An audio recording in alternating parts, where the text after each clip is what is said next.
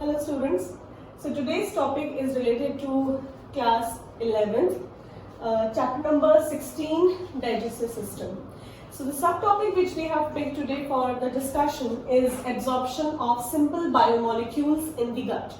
And particularly here, if we talk about the gut, the major absorption is taking place in the intestinal epithelium, that is the small intestine, because of its brush border epithelium.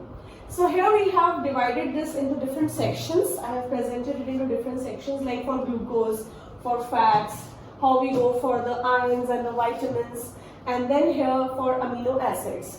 So once the digestive juices act on the entire tract, starting from buccal cavity and then stomach, then duodenum, the major activity occurs, till the time now the molecules, the macromolecules, the polymers, they reach to the small intestine region, they are actually broken down into simpler substances, that is the monomeric forms.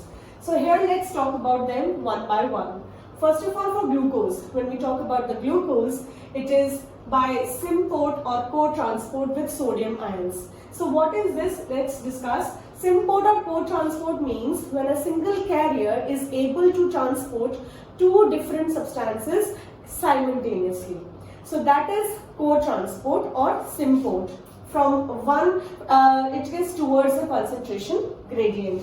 Now, simple diffusion. Simple diffusion is also one of the options for glucose, but it is in the case when the gradient means the difference in the concentration of the glucose in the lumen of the intestine and inside these cells, the brush bordered epithelium lining of small intestine, that is the mucosa, the innermost lining, it is having the quite a big gap in their concentration. So in that case, it is simple diffusion, again, that is towards the concentration gradient.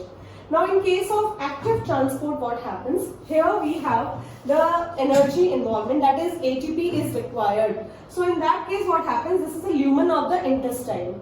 So this is the cavity where we can see that there is a carrier. There are different types of carriers which are adhering to the plasma membrane, the membrane of the we can say the mucosal layers, the brush bordered epithelium. So here this is a carrier which is going to take both sodium ion as well as the glucose together, and this is known as SGLT, that is sodium dependent glucose transporter 1.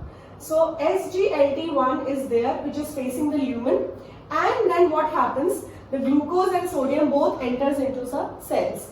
Now this glucose is need to stay inside this cell and increase its concentration to a particular levels. For that, sodium ensures that activation of ATPase is required, so that ATP is enhanced, means energy supply is increased to increase the glucose concentration, which is required so that with the concentration gradient, now this glucose will be going towards the blood capillaries. And on the other side, this transfers, this is requiring GLUT2, that is the glucose transporter 2. So this is required for supplying or this sending this glucose to the blood circulation, right? So this is how it is done. So this process, the movement from GLUT2 of glucose into the blood is simple and facilitated diffusion, right? Simple diffusion or facilitated diffusion. Okay, either it is through a carrier or it is without a carrier, but depends totally on the concentration gradient. So here we need high energy, and that is ATPase activity is enhanced because of this sodium ion present here. So this is about the glucose absorption. Now we talk about the second section, that is for the fats. For that we need to understand the previous work where the fat is happening. For the fats, the liver is having the bile juice, which has particularly the bile salts, which is important for the emulsification of fats. Fat actually has a restriction that the lipase cannot directly act on the fat globules because of their large sizes. So what happens is it is esterified, means it is it is actually under the action of bile salts. What happens? Its surface tension is reduced, and that's the surface area increases. When the surface area increases, it is broken down into smaller droplets, and thus the lipase activity enhances. So this process is emulsification, right? So which is actually also known as esterification, to increase the surface area for lipase activity. Now here we have made this illustration to make you understand. This is the lumen of the small intestine where we have the triglyceride and the smear of these bile salts. We have denoted this with this blue color dots. So here all over this triglycerides we have these bile salts surrounded, and now it is broken down to the diglycerides and monoglycerides with the release of fatty acids. Rather, here also the fatty acid will be released, and here also the binded fatty acid, the diglyceride, will be released into this, which we discussed these steps also formation in biomolecules. So this is how what happens, and the remaining this bile salts is again reabsorbed from the ileum. These smaller sections of monoglycerides and fatty acids, they have a tendency to form a micelles. So what is a micelle over here? See, I have made a star to make you understand that micelles are polymolecular aggregates. They are water soluble, means their hydrophilic end is outside and the hydrophobic end is inside. So hydrophobic end is keeping the lipids content, these contents of monoglycerides and fatty acids safe inside this micelles, and they are also into a process of digestion. Basically, already they are into a monomer form, this smallest form, so they may again later on combine together. They have an affinity to combine again. So this micelle is giving a protection to the cholesterol which is inside this, that is the hydrophobic contents are inside packed, and outside it is hydrophilic. So this is a polymolecular aggregate which is water soluble, thus it is allowing to cross and this is easily able to cross the membranes. Now what happens, this micelle, which is actually a large size, when it passes through these brush bordered epithelium, inside this brush, see I have made here these arrows, inside the brush bordered epithelium there are endoplasmic reticulum, the one of the cell organelles which you have studied in a cell chapter. So the endoplasmic reticulum ensures that they make an additional envelope over it, which is a lipoprotein, cholesterol and a phospholipids. So this overall structure is now a chylomicron. Chylomicrons is having those fatty acids which are of here I have written long chain fatty acids. They are packed in chylomicrons and they are now going to the lymphatics. Because their diameter is pretty good, they cannot cross the blood capillaries. So that is why they are sent to the lymph. So that is introducing to the lymphatics. Whereas the short chain fatty acids, they are entering into the portal vein. So like this we see the breaking down as well as emulsification, that is this is one of the process, emulsification, lipase activity, and finally the formation and transfer of the chylomicrons, and then entering into the two different circulations.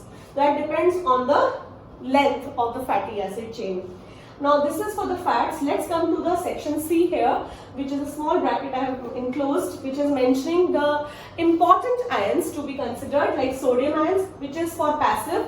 Passive, whenever I mention here, means whenever the quantity of the sodium in the lumen is higher, so automatically it is able to go with the passive diffusion. But active transport or co-transport is also one of the part for sodium. Not only here with the glucose, even we will see with amino acids. So that is why sodium has two options, with glucose and amino acid as a co-transport. Otherwise also they have their own sodium potassium ATPase pump on the membranes of the cell. So that also helps to go for their absorption into from the lumen of the intestine into the bloodstream. Then we have the potassium, which is more of a passive. Chloride is by chloride channels. There are specific channels on the membrane of these cells, the brush bordered epithelium of mucosa. Vitamins are diffusion initially in the initial part of the intestine.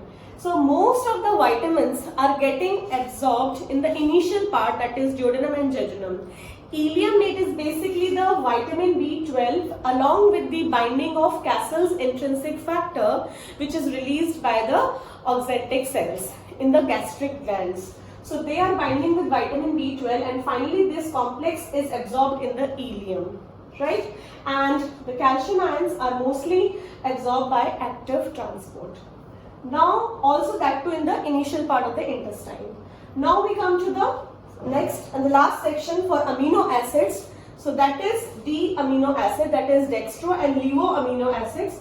So the D amino acid is passively taken up, and the levo amino acids by active transport, and that too with the co-transport with the sodium ions. Now we see here, this is the sodium ions and the amino acid co-transport across the carrier is going to be inside this mucosal cells. So once these mucosal cells have enough concentration of the amino acids, which is the higher side, now it is enough concentration, gradient is developed between the mucosal cell and the blood capillaries.